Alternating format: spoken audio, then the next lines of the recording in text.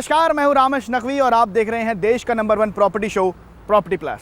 इस आधे घंटे के शो में हम आपको ना सिर्फ प्रॉपर्टी बाजार से जुड़ी उन खबरों के साथ रूबरू करेंगे जो कि रखेंगे आपको अप टू डेट, और साथ ही आप और हम जैसे होम बायर्स की आवाज़ को भी उजागर करेंगे।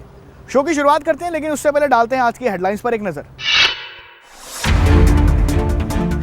सप्लाई ज्यादा होने से नोएडा में घटे रेंटल रेट्स, मायानगरी मुंबई में नहीं हुआ ज्यादा बदलाव। अहमदाबाद में रेंटल रेट्स बढ़ने के संकेत।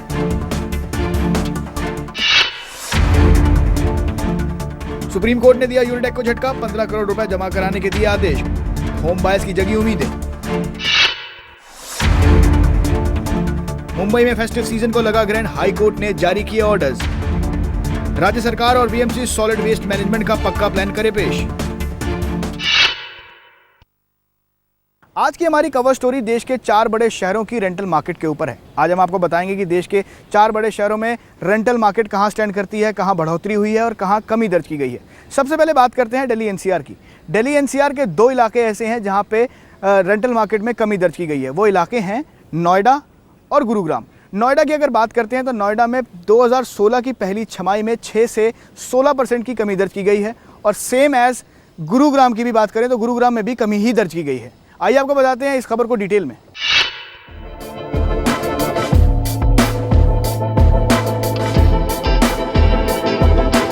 प्रॉपर्टी बाजार में आई मंदी से रेंटल मार्केट पर भी काफी बुरा असर पड़ा है। बिल्डर्स के फ्लैट्स नहीं बिक रहे हैं और काफी हद तक दबाव अनसोल्ड इन्वेंट्री का है। हालांकि जिस तरह से प्रॉपर्टी बाजार में मंदी के बादल छाए हुए हैं, ऐसा लग रहा है कि आने वाले समय में रेंटल मार्केट में और कमी आ सकती है। एक रिपोर्ट के मुताबिक 2016 की पहली छमाही में रेंटल रेट्स में काफी कमी दर्ज की गई है।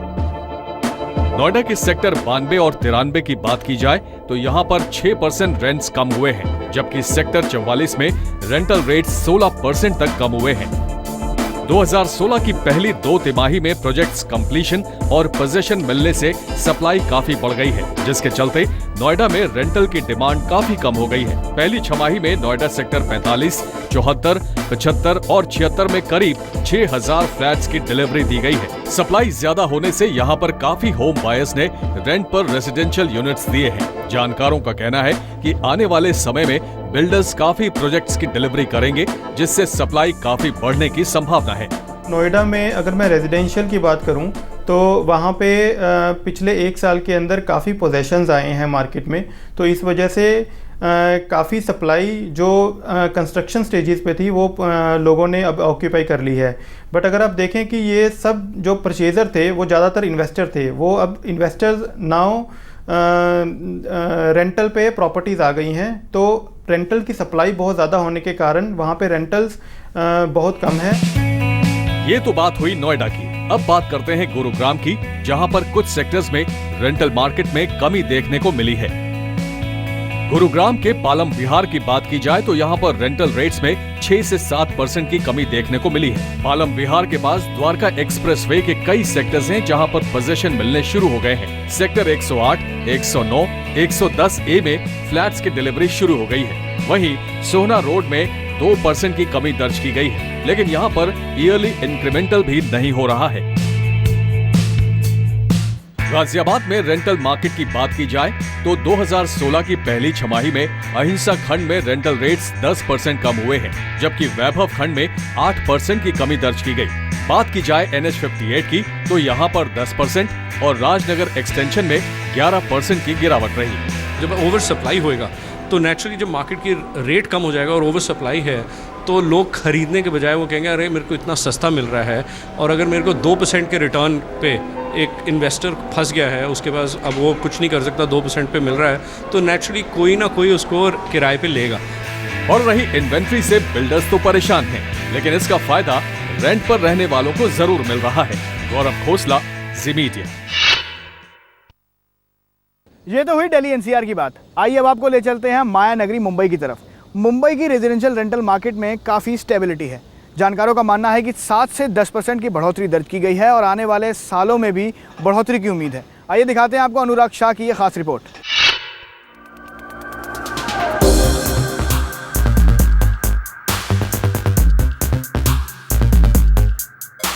मुंबई में कमर्शियल प्रॉपर्टी हो या रेजिडेंशियल, देश में सबसे ज्यादा ये महंगी मानी जाती है। हालांकि फिलहाल इसमें स्थिरता देखी जा रही है। जैसे औसतन 1000 वर्ग फुट वाले 2 BHK अपार्टमेंट का किराया बांद्रा वेस्ट इलाके में 6 से 9% की दर से बढ़ा है। अंधेरी में किरायों में 5 से 11% की बढ़ोतरी रही है, जबकि मलाड वेस्ट में 6 से 7% की और कांदीवली ईस्ट में 7 से 8% का इजाफा रहा है। प्रॉपर्टी मार्केट के जानकार मानते हैं कि जॉब मार्केट में सुधार के साथ रेंटल इनकम और बढ़ेगा। मेन मुंबई में किराया ज्यादा होने से रेंटल इनकम की ग्रोथ कम है, लेकिन सब अर्बन इलाकों में किराए कम होने से लोग ऐसे इलाकों को ज्यादा पसंद कर रहे हैं। इन इलाकों में रेंटल इनकम ग्रोथ मुख्य शहर के मुकाबले बेहतर है। जैसे मीरा रोड में औसतन 1000 वर्ग फुट वाले 2 BHK फ्लैट का किराया साल भर में 7 से 12%, बुलंद में 8 से 12%, ठाणे में 9 से 10% और वाशी में 10 से 12% की दर से बढ़ा है।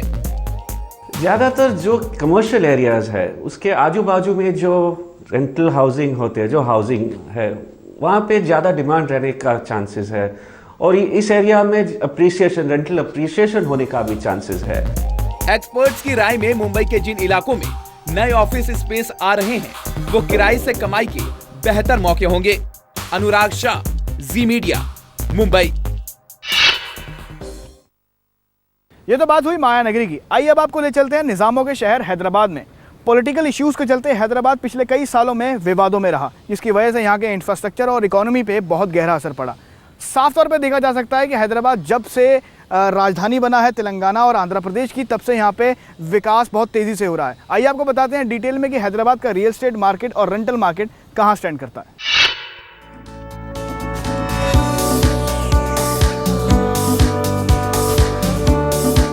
हैदराबाद, जिसे द सिटी ऑफ पर्ल्स के तौर पर भी जाना जाता है, इस ऐतिहासिक शहर की बुनियाद मोहम्मद कुली कुतुब शाह ने सन 1589 में रखी। अपने इतिहास से अब तक हैदराबाद शहर एम्प्लॉयमेंट अपॉर्चुनिटीज का हब रहा है। अपने इतिहास से अब तक के शानदार सफर में हैदराबाद ने कई लोगों को रोजगार दिया और अब भी इस शहर को एम्प्लॉयमेंट हब के तौर पर जाना जा रहा है, क्योंकि वक्त के साथ साथ हैदराबाद शहर में कई बड़ी कंपनीज ने अपनी जड़ें मजबूत की हैं। यही एकमात्र वजह है कि हैदराबाद शहर में घरों की मांग में भी तेजी आई है। Hyderabad has always historically been known for very constant appreciation. So appreciation में कोई प्रॉब्लम नहीं रहेगा, आपको constant appreciation मिलेगा। 2002 और 2003 जैसा आपको अपसर्जेस नहीं मिलेंगे, ऊपर नीचे ज़्यादा नहीं होगा, constant रहेगा। कनेक्टिविटी के लिहाज से भी हैदराबाद शहर बाकी बड़े शहरों की तरह देश के कई बड़े शहरों से अच्छी तरीके से कनेक्टेड है और रियल एस्टेट मार्केट को किसी भी शहर में बढ़ावा देने की सबसे बड़ी वजह उसकी कनेक्टिविटी होती है। पर पिछले कुछ सालों में हैदराबाद की रियल एस्टेट मार्केट में गिरावट स्टेट के पॉलिटिकल इश्यूज की वजह से आई, पर पॉलिटिकल इश्यूज सुलझने के बाद रियल एस्टेट मार्केट ने फिर से तेजी पकड़ी है। अगर हम हैदराबाद के रेंटल मार्केट की बात करें तो शिवाजी रेड्डी नगर, जिसे SR नगर के तौर पर भी जाना जाता है, यहाँ पर 2 BHK अपार्टमेंट हमें 12,000 रुपए में मिल जाते हैं। इस इलाके की बात करें तो ये इलाका मुंबई पुणे हाईवे से कनेक्टेड है और साथ ही हैदराबाद के पॉश इलाके अमीरपेट के पास है। दूसरा इलाका आता है बेगमपेट। इस इलाके में भी 2 BHK 12,000 तक की रेंज में मिल जाते हैं। ये इलाका भी हैदराबाद के प्रोमिनेंट इलाकों में से एक है, क्योंकि कई फ्लाईओवर्स इस इलाके को कई जगहों से जोड़ते हैं। हैदराबाद के उत्तर पश्चिम इलाके को ग्रेटर हैदराबाद के तौर पर जाना जाता है। यहाँ मियापुर में 2 BHK हैदराबाद के बाकी इलाकों से जरा मुनासिब रेट पर मिल जाता है, क्योंकि ये इलाके शहर के बाकी इलाकों से थोड़ी दूरी पर हैं। यहाँ पर 8,000 रुपए से लेकर 10,000 रुपए तक के रेट्स में 2 BHK की ऑप्शंस मिल जाती है। अगर हम हैदराबाद के पश्चिमी इलाके यानी कि जुबली हिल्स की बात करें तो ये इलाका भी शहर के पॉश इलाकों में आता है। ये इलाका बाकी शहर के इलाकों से जरा महंगा इसलिए भी है क्योंकि इस इलाके के पास कई IT institutes, IT park, hitech city और कई संस्थान इस एरिया के आसपास लगते हैं। जुबली हिल्स में 14,000 से लेकर 20,000 तक के रेट्स में रेंटल अपार्टमेंट्स मिल जाते हैं। मलकपेट इलाके में अगर आप रेंटल प्रॉपर्टी लेना चाहते हैं तो 2 BHK का फ्लैट आपको 14 से 18,000 तक मिल जाता है। ये इलाका भी हैदराबाद का कमर्शियल हब माना जाता है। माधवपुर इलाके की बात करते हैं तो ये इलाका हैदराबाद का सबब है और इस इलाके को हाईटेक सिटी के नाम से भी जाना जाता है। इस इलाके में 12,000 रुपए से लेकर 20,000 तक के रेट्स में 2 BHK अपार्टमेंट्स मिल जाते हैं। See, residential market I think never has been affected because even when the market was not doing good, I mean for the last 7 odd years, even then the residential market was never affected because Hyderabad had been consistently growing. Since the investor sentiment that was affecting the market, because investors were not interested because of political uncertainty, so economic crisis. So they were kind of confused whether to invest or not in the Hyderabad market. Otherwise, I don't think rental market really was affected previously, but I think it's growing. So it's only growing now because more and more people are coming down to Hyderabad, investing in Hyderabad now. Now new companies are coming into Hyderabad. Demand is growing up. जिस तरह से हैदराबाद शहर में दिन ब दिन development हो रही है, आने वाले सालों में उम्मीद लगाई जा सकती है कि हैदराबाद एक अच्छा इन्वेस्टमेंट डेस्टिनेशन बन सकता है। हैदराबाद से प्रसाद के साथ रामेश नकवी, जी मीडिया। आइए बात करते हैं मैनचेस्टर सिटी ऑफ इंडिया की, यानी कि अहमदाबाद की। अहमदाबाद में ना तो रेजिडेंशियल रेंटल रेट्स में इजाफा हुआ है, ना ही कमी दर्ज की गई है, लेकिन हाँ, जानकार ये मान रहे हैं कि आने वाले सालों में बढ़ोतरी जरूर हो सकती है। आइए दिखाते हैं केतन जोशी हमारे संवाददाता की ये खास रिपोर्ट।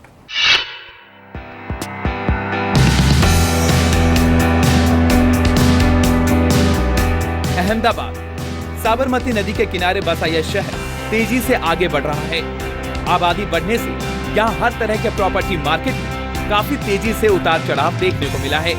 यहाँ प्रॉपर्टी मार्केट ने हमेशा से ही अच्छा रिटर्न दिया है।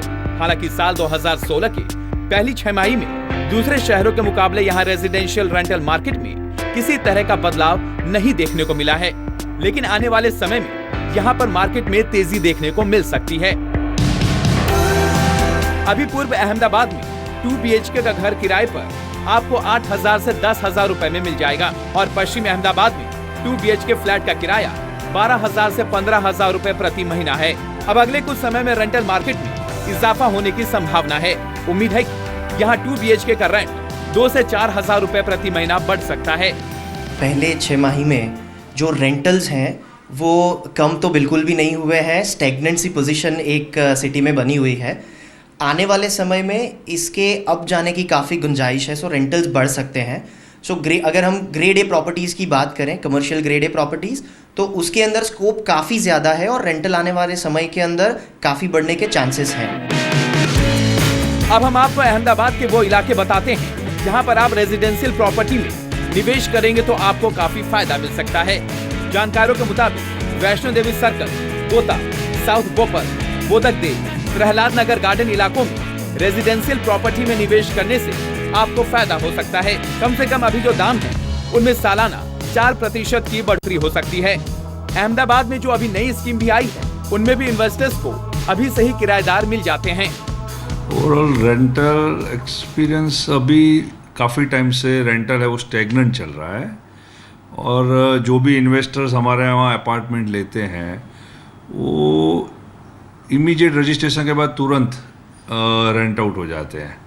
ड्यू टू हमारे जो प्रोजेक्ट है TCS इंफोसिटी इसके पास है, तो हमारे वहाँ ऐसे भी जो क्लाइंट है वो ज़्यादातर रेंट पे देने के लिए ही लेते हैं। तो मोर और लेस हमारे वहाँ इजीली मतलब रेंट पे चला जाता है। पिछले कई समय से देश के दूसरे शहरों में भले ही प्रॉपर्टी के दाम गिरे हों, लेकिन अहमदाबाद में रेजिडेंशियल प्रॉपर्टी रेंट कम नहीं हुआ है। पिछले कुछ समय से अहमदाबाद की प्रॉपर्टी रेंटल मार्केट में भले ही कुछ इजाफा न हुआ हो, लेकिन आने वाले 6 महीने के बाद इसमें न केवल बढ़ोतरी होगी, लेकिन जो निवेशक है उनको अच्छा खासा रिटर्न मिलना भी शुरू हो जाएगा। कैमरामैन योगेश ठक्कर के साथ केतन जोशी, जी मीडिया, अहमदाबाद।